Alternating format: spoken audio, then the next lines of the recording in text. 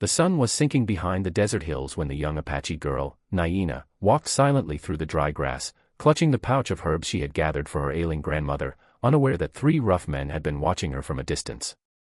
Their boots scraped against the dirt as they stepped out, surrounding her with smirks carved across their weather-beaten faces, and she froze like a deer caught in torchlight, her heartbeat loud enough to drown the wind. One of the men reached for her arm, but before he could touch her, a voice thundered from behind them, deep, cold, and commanding enough to stop the desert in its tracks. "She's with me." All 3 spun around to see a tall rancher approaching on horseback, his shadow stretching across the ground like an omen. It was Cole Hartley, a man known across the territory for his iron temper and his unshakable sense of justice. He dismounted slowly, every movement deliberate, and stepped between Naina and the men, his hand resting casually near the revolver holstered at his hip. The men growled that the land wasn't Apache land, that the girl had no right to walk free, but Cole's gaze silenced them harder than any bullet. "You think the desert belongs to you?" he asked, voice low.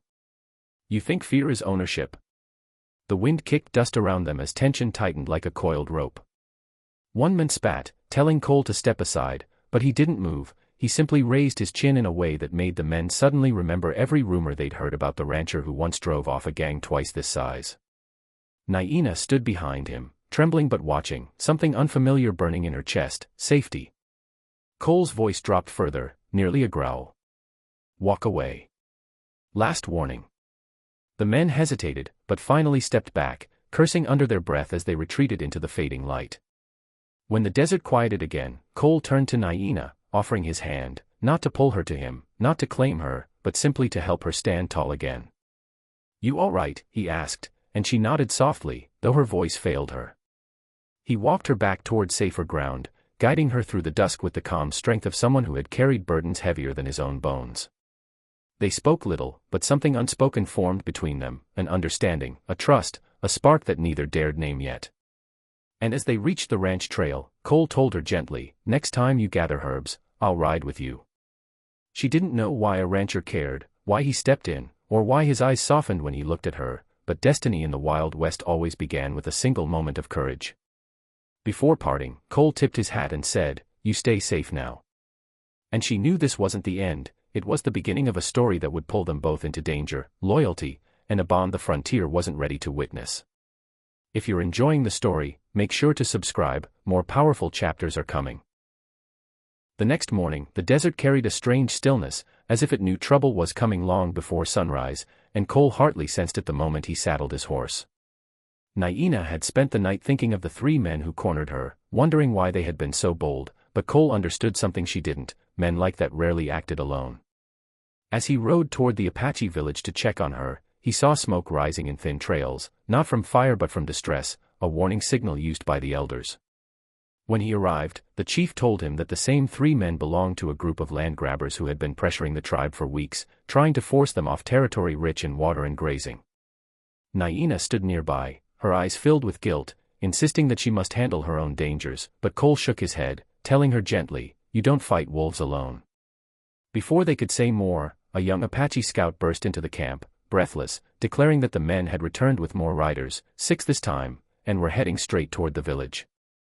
Chaos erupted as families rushed to hide children and gather supplies, but the chief raised his hand and told them to stand firm. Cole stepped forward, voice steady as steel, offering to face the intruders before violence reached innocent people. Naina followed him despite the chief's orders, insisting she would not hide when the fight was because of her. They stood together at the edge of the settlement as the riders approached, the sound of hooves like distant thunder. When the men arrived, their leader sneered, claiming they now owned the water rights and that the Apache must leave by dusk. Cole didn't give him time to gloat. "Funny," he said, "because the law doesn't seem to agree with you." The men laughed, mocking him, but their leader's smile faded when Cole added, "And neither do I." Tension crackled like lightning as the riders circled them, but Naina stepped closer to Cole, refusing to let fear control her.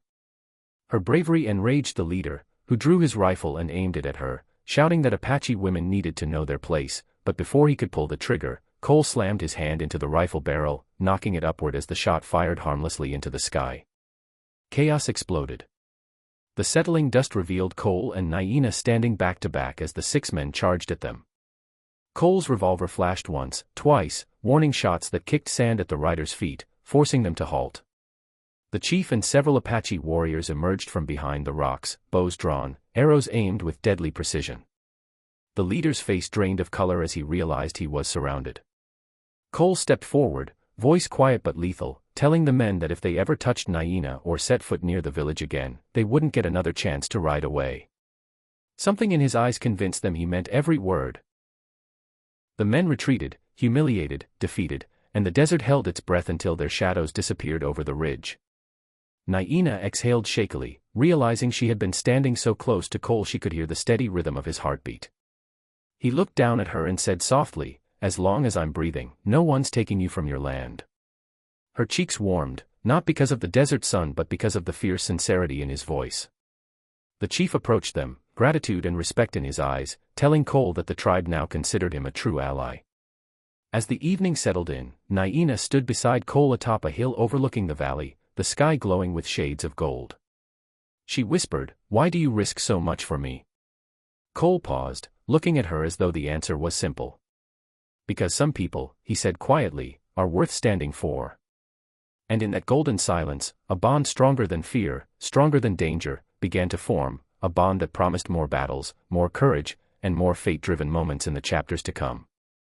If you want the next chapters and more powerful stories, make sure to subscribe. Your support helps us bring these tales to life.